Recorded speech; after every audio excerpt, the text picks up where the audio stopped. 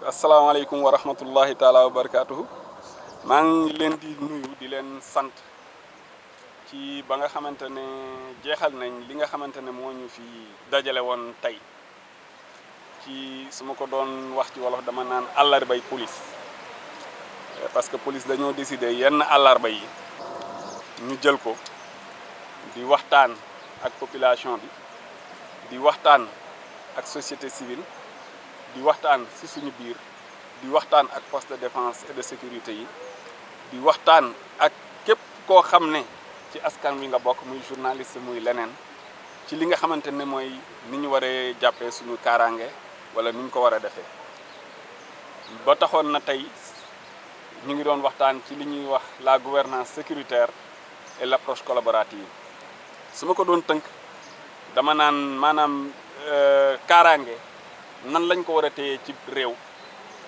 lépp ci kaw maanaam collaboration donc lëkkaloo ci diggante population yi ci ñi nga xamante ne c'est pas des ñi nga xamante ne liggéeyuñ ci kaaraange ñoom ak ñi nga xamante ne ñooy poste de défense yi seen lëkkaloo nan lañ ko war a téye tey waxtaan nañ ci ba amoon na ñi nga xamante ne ñoom ñoo doon panélistes yi maanaam ñi doon traité sujet bi ku ci nekk am na koo xam ne fa nga féete amoon na sociologue amoon na ay commissaire de police amoon na ay professeur d'université amoon na ay militaire ay gendarme ay douanier ay pénitencier ku ci nekk nga wax li nga xamante ne yow mooy ci sa gis-gis ñu weccoo laajante xalaat sottante xalaat ba ñu xam ne gis nañ ne lii nga xamante ne moo ñu fi indi woon tey jàng nañ ci lu bari te jëlee nañ fa lu bari loo xam ne wax dëgg yàlla ci suñu liggéey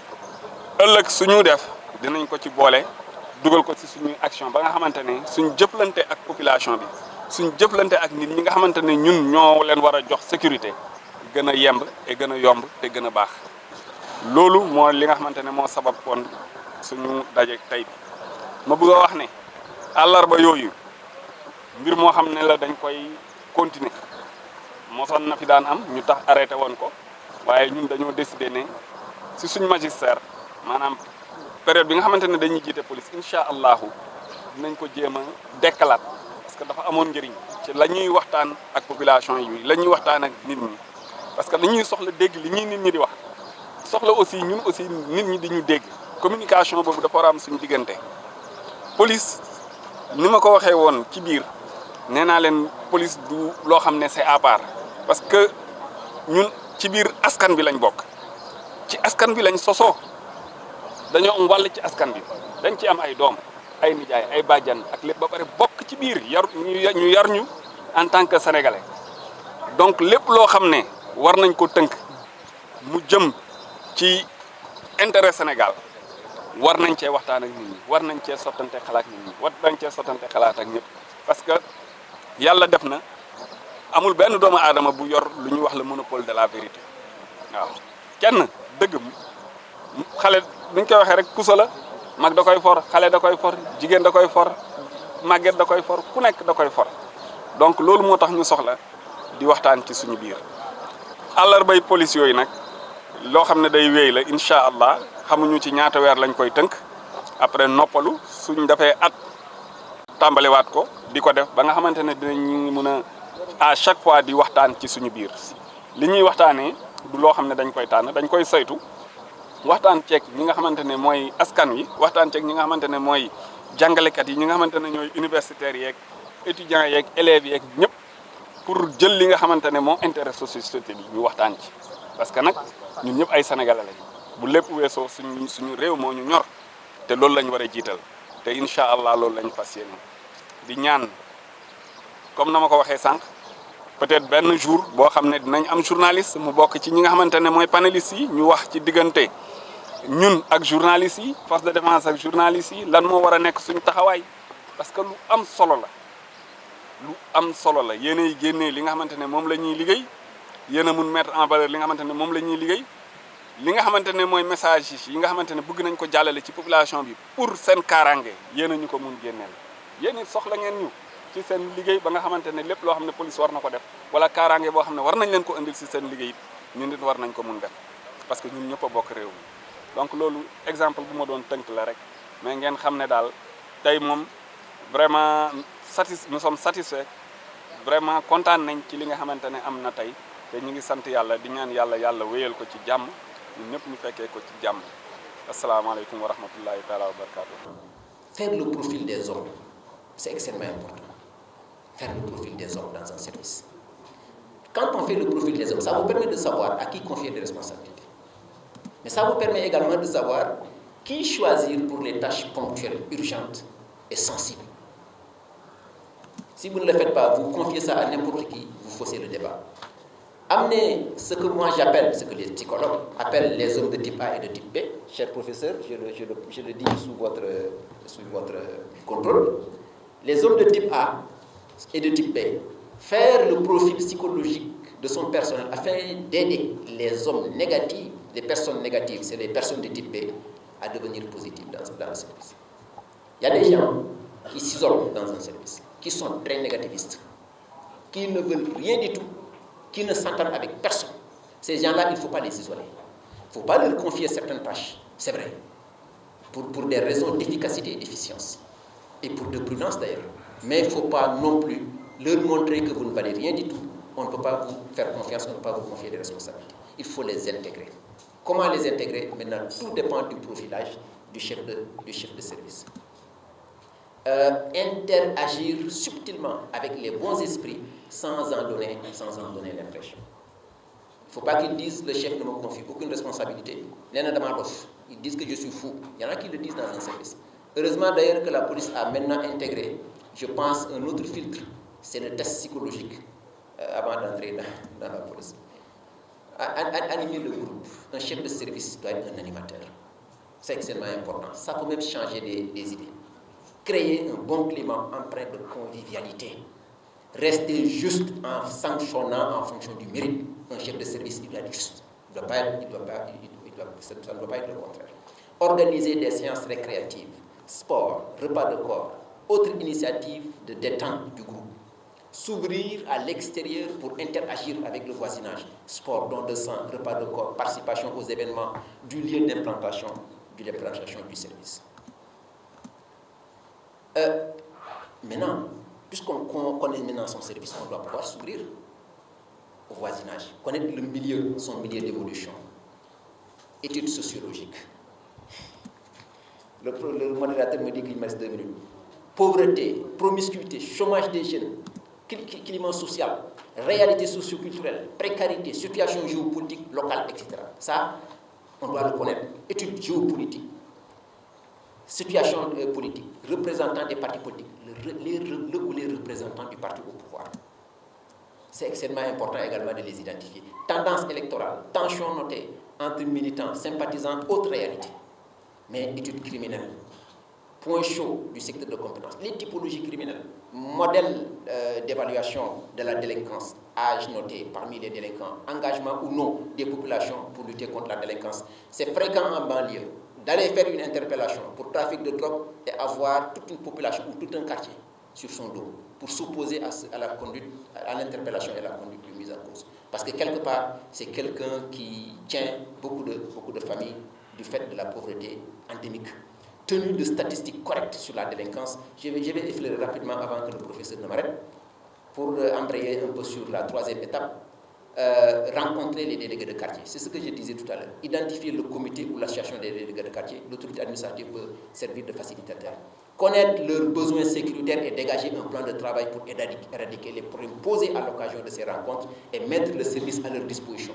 Souvent, les délégués de quartier, si vous leur facilitez l'accès au service, passeport, carte d'identité, légalisation, c'est des gens qui sont extrêmement reconnaissants. Parfois, pour des raisons d'urgence, on peut leur envoyer une convocation à 19h pour quelqu'un qui doit se présenter le lendemain à 8h. Sans moyen de délégué de quartier, mais faites un travail de titan pour pouvoir d'abord localiser le gars, ensuite faire acheminer la convocation. Rencontrer les associations de jeunes, créer des cadres de concertation sur les fléaux de la délinquance, des violences, à l'occasion des rencontres sportives, culturelles, navetanes, etc. etc. J'ai tendance à dire que le sport est un vecteur fédérateur. Autour d'un ballon de foot, c'est une mine d'informations. le commissaire est beaucoup plus accessible autour du ballon de foot ou autour d'un méchoui que le fait de venir, parce que le Sénégalais n'a pas le culte de la dénonciation. Quitter son chez-soi pour venir voir le commissaire et faire une dénonciation, parfois ça relève d'un parcours du combattant. Commissaire, je pense que vous pouvez interagir après avec le public, appeler les questions, si vous pouvez résumer. C'est fini, hein. C'est presque fini, 2 minutes. Rencontrer et travailler avec les structures locales qui luttent contre les violences. Vous avez le centre Jacques Chirac. Ceci vous permet d'avoir une idée des statistiques criminelles et du nombre de profils des usagers des drogues en général. Suivre les délinquants selon qu'ils soient libres ou en prison. Parce qu'ils peuvent toujours interagir avec le milieu interlope à travers des lieutenants. Maintenant, si on arrive à avoir tout ça, en ayant une maîtrise de ces hommes, de son milieu d'évolution, de la participation de ses collaborateurs, etc., on peut maintenant procéder à l'effectivité de ce qui est décliné dans le plan, la stratégie ou le programme sectoriel de lutte contre l'insécurité à travers l'occupation du terrain. Organiser des opérations de sécurisation ponctuelles et ou permanentes dans les milieux réputés dangereux. Avoir une synergie d'action interne pour densifier la présence et les interventions de nos groupes. Rester alerte et répondre aux sollicitudes des usagers du service public de la police nationale. Être réactif à la ligne 17, de jour comme de nuit, agir avec promptitude suite aux sollicitations des populations en situation de vulnérabilité ou d'insécurité. Créer maintenant un système d'évaluation pour éprouver l'efficacité des actes posés au profit des citoyens à travers les partenaires comme ONG DIASD et autres. Agir avec les CVA ou autres organismes locaux. Initier des séminaires d'échange dans les domaines de la sécurité et y convier la presse pour une meilleure collaboration. À en rendre toujours compte à la hiérarchie naturellement. Je vous remercie. La sécurité est affaire de contexte. Et donc, toute projection, toute anticipation sécuritaire doit partir d'une maîtrise du contexte. Et ce contexte, sa partie la plus structurante, c'est les relations entre les grandes puissances. C'est le niveau du système. Et ce que nous vivons depuis l'ouverture du conflit en Ukraine en 2015, c'est ce qu'on peut appeler une transition de notre système. Et Gramsci, si nous paraphrasons Gramsci, nous pourrons dire que nous sommes en train de passer d'un monde qui n'est plus, le monde unipolaire, à un autre qui n'est pas encore, donc dont on ne connaît pas les formes communes de pôle, c'est-à-dire communes de grande puissance, mais cet entre-deux, disait Gramsci, c'est dans cet entre-deux que surgissent les monstres. Les monstres ont plusieurs visages et on va y revenir rapidement. Et donc, à partir du moment où nous avons ces monstres, nous pouvons comprendre que toutes les politiques de puissance entrent en ligne de compte. Et malheureusement, un enjeu énorme est en train de se jouer entre ce qu'on appelle l'Occident collectif et le Sud global. Ne fermons pas les yeux sur cette question. Même entre alliés, on se mange. L'enjeu est de contrôler tous les flux qui nourrissent les autres afin de les étouffer. Et donc, à cet effet, les grandes puissances, leur arme de prédilection, c'est la déstabilisation. Une déstabilisation qui peut être directe. On peut lancer des accusations, diaboliser un pays, condamner ce pays et y occasionner une intervention. On peut aussi utiliser une méthode plus souple par la pénétration de la société à travers ces lignes de fracture. On peut aussi déstabiliser une société par des attaques financières en utilisant des organisations, y compris non gouvernementales. En réalité, l'ennemi est toujours dans un clair-obscur où il est difficile à distinguer.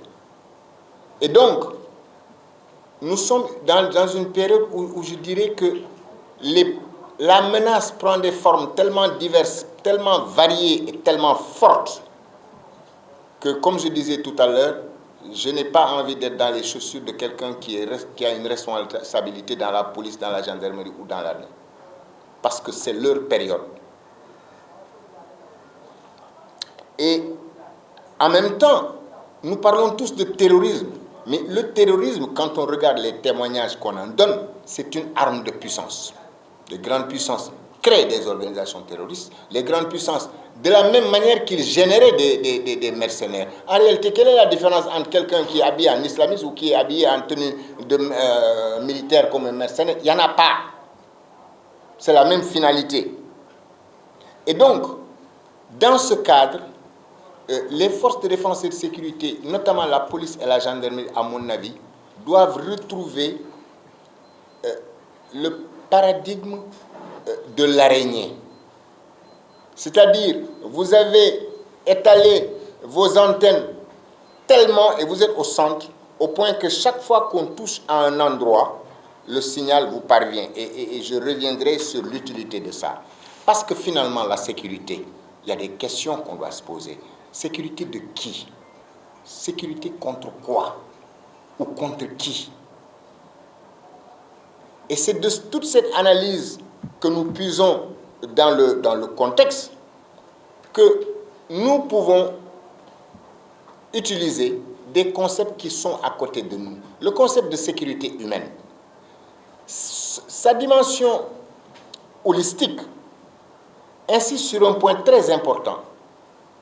La population doit être à la fois bénéficiaire de la sécurité et avoir un rôle dans la sécurité. Et donc, dans ce rôle, nous trouvons, à côté de ce triangle magique de l'État, les forces de défense et les populations. Et dans cette gestion, la question qui vient automatiquement, c'est de dire, oui, mais quel type de police, de gendarmerie ou autre pour gérer cette affaire? Là aussi, nous avons un autre concept. Dans la réforme des systèmes de sécurité, l'élément avancé, c'est comment gouverner le système de sécurité. Parce qu'il s'agit d'un système, ce n'est pas un secteur. Parce que quand vous parlez de l'exécutif, du législatif et de tout ça, puis vous venez dans les forces, puis vous allez dans les populations, vous n'êtes plus dans un secteur, vous êtes dans un système. Un ensemble d'éléments connectés tels que toute perturbation dans un point a des effets sur les autres points. Et donc, ces forces qui veulent gérer de manière efficace, de manière efficiente, se rendent compte qu'il y a un problème essentiel. C'est de dire que nos attitudes et nos comportements influencent la perception que les autres ont de nous et donc les relations que nous pouvons tisser avec eux. Et donc, dans la sécurité collaborative dont vous parlez, il s'agit juste de dire comment connecter le système top-down que nous connaissions à un système bottom-up. Parce que la police, la gendarmerie et l'armée ne pourront jamais avoir assez d'antennes pour couvrir un territoire. La population, si. Et donc, le problème, c'est de transformer cette population en senseur qui détecte, qui envoie une information qui remonte, qui est traitée, les ordres arrivent, des interventions se passent. Et dans ce cadre, il me plaît de revenir à ce que disait le professeur tout à l'heure. Max Weber parlait des types de solidarité. Gemeinschaft, Gesellschaft. Le Gemeinschaft, c'est le lien organique que nous avons dans une société. Lien qui fait que vous trouverez moins facilement une prostituée dans un village que dans une grande ville. Parce que la communauté développe un œil de Caïn qui regarde les intrusions, les déviances, etc., etc. Alors que le Gesellschaft, c'est une solidarité fonctionnelle. On est ensemble, on habite ensemble, on fait ceci ensemble, aujourd'hui, demain on se sépare, c'est parti. Et donc, merci beaucoup, c'est pour cela que cet œil de Caïn nous ramène à la notion de former société. Benedict Anderson disait, la nation n'est rien d'autre qu'une communauté imaginée. Elle naît dans nos têtes, elle se développe, elle descend dans nos attitudes, nos postures, nos comportements, et nous formons société. Et c'est le défaut de cette société qui donne les lignes de clivage à travers lesquelles on peut déstabiliser. Et donc, vous avez à la fois les éléments de tout ce contexte géopolitique actuel, plus le banditisme, la criminalité, et la criminalité transnationale organisée, je disais il y a quelques années de cela, quand j'étais au COS, à nos partenaires espagnols, vous avez installé un mur de l'Atlantique qui bloque le trafic de drogue. Ils descendent pour chercher le point le plus vulnérable pour passer. Et puisqu'ils viennent par chez nous, ils vont nous toucher. Mais pour traverser les zones occupées par les terroristes, ils vont leur apporter des ressources supplémentaires. Et ces terroristes vont se retrouver contre nos États qui, eux, voient le terrorisme comme une source de dépense de ressources, alors que les autres, eux, y voient des éléments de renforcement. Voilà, grosso modo, les petits points d'attache, d'ancrage que je voulais faire sortir en attendant d'éventuelles discussions. Je vous remercie. Dakar, c'est la région la plus petite du Sénégal. 550 km² seulement. 550 km². La région de Louga fait plus de 80 fois la région de Dakar. La région de Tambacounda fait plus de 45 fois la région de Dakar. La région de Dakar est plus peuplée que le Gabon tout entier. Or, le Gabon est plus vaste que le Sénégal. Le Gabon fait plus de 260 000 km². Le Sénégal ne fait même pas 197 000 km². Dakar, c'est juste 550 km². On sait les raisons pour lesquelles on en est arrivé là. Il y a une surconcentration des infrastructures de production à Dakar. Le général a parlé d'immigration. C'est un sérieux problème, une vraie immigration qui fait que nous avons des populations qu'on ne connaît pas. Et c'est à ce niveau-là que j'ai pensé que la notion de communauté, créer des communautés. Dernier élément, c'est un module, je crois que ce serait bien dans la formation à quel niveau, de parler quand même d'anthropologie, de socio-anthropologie négro-africaine, pour qu'on connaisse les réalités culturelles. Je crois que c'est un élément important, parce que pour une approche collaborative, on a besoin de connaître les réalités culturelles. Ce sera sous forme de séminaire ou de module, mais une socio-anthropologie négro-africaine me semble important. Moi, je viens de Paris il y a 2 ou 3 jours, c'était pour faire un cours sur la socio-anthropologie négro-africaine à l'Université d'Evry à Paris. Là où les autres apprennent nos réalités culturelles, nous avons des problèmes. Je crois qu'il faut changer de perspective. Merci. Général, vous posez la question de l'existence ou non d'un système d'évaluation après les opérations de sécurisation. Je vais répondre par l'affirmative. Il existe effectivement un système d'évaluation interne. Et ce système a été longuement éprouvé, surtout pendant les événements des récents, la séquence triennale, ce que moi j'ai appelé tout à l'heure la séquence triennale 2021-2023.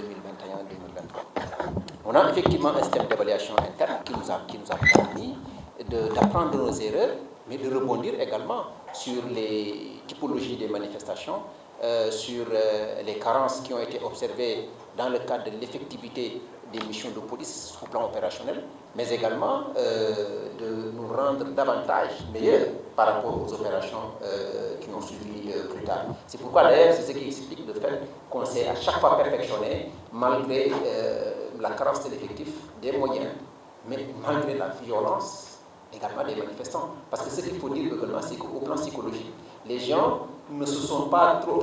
À un moment donné, on a laissé des choses aux forces de défense et de sécurité. C'est ça la réalité. Les forces de défense et de sécurité étaient presque les seuls occupants du terrain. Et c'est normal parce qu'il s'agissait d'une violence accrue et sans précédent. Par voie de conséquence, si nous, on n'avait pas fait une étude sociologique, on n'avait pas pris en compte l'aspect sociologique et psychologique dans l'effectivité de ces opérations-là, on ne serait pas en mesure d'avoir cette capacité de résilience-là qui nous a permis de minimiser en tout cas les dégâts malgré tout ce qui s'est passé. Le doyen Ousmane Gueye a fait une brillante présentation, une brillante intervention. Mais moi, je reviens sur ce que j'ai dit tout à l'heure. Vous savez, les 3 mamelles de la gouvernance en général, que ce soit la gouvernance sécuritaire, la gouvernance économique, etc. C'est d'abord un cadre juridique. Il faut qu'on ait une base légale pour parler de gouvernance sécuritaire. Parfois même, c'est des lois qui sont votées à l'Assemblée nationale. Donc, la première mamelle, c'est le cadre juridique. La deuxième mamelle, c'est le cadre institutionnel. Mais la troisième mamelle, c'est une stratégie, un programme ou un plan qui nous permet d'avoir les déclinaisons de la lettre de politique sectorielle, qui est la logique globale de politique publique du ministère de l'Intérieur, déclinée en termes d'objectifs à atteindre, de manière smartée, par rapport à un timing à long terme, à moyen terme, à court terme, les interactions à envisager les éléments à mettre en contribution et les moyens. C'est ça la stratégie. C'est ça le programme. Et toujours c'est chiffré. C'est chiffré. Il y a un deadline. Il y a également des objectifs qui sont fixés. C'est pourquoi également j'ai parlé de gestion axée sur les résultats. S'il y avait réellement une véritable politique de gestion axée sur les résultats, on ne va pas secouer le sommet de la hiérarchie pour un manquement dû à la base. S'il y avait des gestions axées sur les résultats, des objectifs seraient fixés, des deadlines seraient fixés. Le professeur nous dit que le temps passe, mais c'est ça, les droits de la gouvernance sécuritaire, et nous sommes largement revenus là-dessus. Je salue également le fait qu'il y a eu une avancée significative, comme l'a dit tout à l'heure le commissaire divisionnaire de classe exceptionnelle de l'Ouest. La police a fortement évolué dans le bon sens. Ça, il faut le reconnaître. Les anciens ont abattu un travail de titan. Ils ont fait un excellent travail. Nous, on était là quand même depuis 20 ans. Quelques puissent être dans ma séance, mais j'ai 46 ans. Et nous, on a été témoins de beaucoup de choses. Nous avons appris sous le harnais de l'ensemble de ces grands patrons qui sont là, qui ont énormément de mérite. Mais depuis lors, également, ils ont posé des jalons que leurs prédécesseurs sont en train de parfaire. Et c'est ça qu'il faut dire pour rassurer les populations. C'est des gens ici présents. Moi, je ne sais pas de la démagogie. C'est la réalité. Ils ont fait un excellent travail. Professeur, s'il vous plaît, ce que je dis est extrêmement important. Ces gens-là ont fait un excellent travail. Et nous tous, dans une synergie d'action, dans une démarche centrifuge, nous sommes en train de parfaire ce que nos devanciers nous ont laissé. Une police qui est en train de se perfectionner.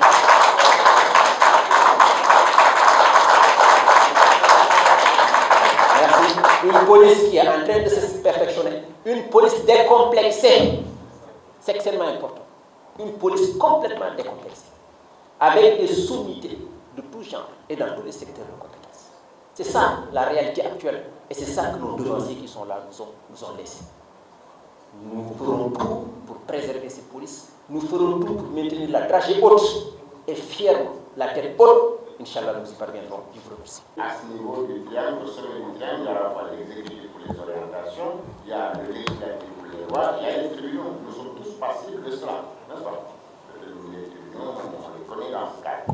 Maintenant, quand vous dites triangle, vous avez ce sommet qui gouverne, qui donne tout ce qu'il faut. Vous avez les forces et vous avez les populations. Donc forcément, il y a une interaction. Et les gouvernants voient l'interaction avec les populations et eux ont un feedback et c'est ça qui est l'élément de contrôle. Donc on n'est pas sorti totalement de logique. Maintenant, l'élément peut-être que je voulais mentionner en allant vite, je l'ai sauté. J'ai voulu rappeler l'exemple du Bobby anglais. On the beat, comme ils disent. Il est là avec son petit truc, il passe dans le coin, tout le monde le connaît. Et puisque tout le monde le connaît, il y a une dame qui est tout le temps à sa fenêtre, qui va l'interpeller, qui va lui dire qu'elle a noté quelque chose qui est de nouveau dans le quartier. Et comme ça, les informations commencent à machiner pour monter. Et chez nous, nous avons les ASP. Moi, je pense que leur mission, leur organisation, tout est revu.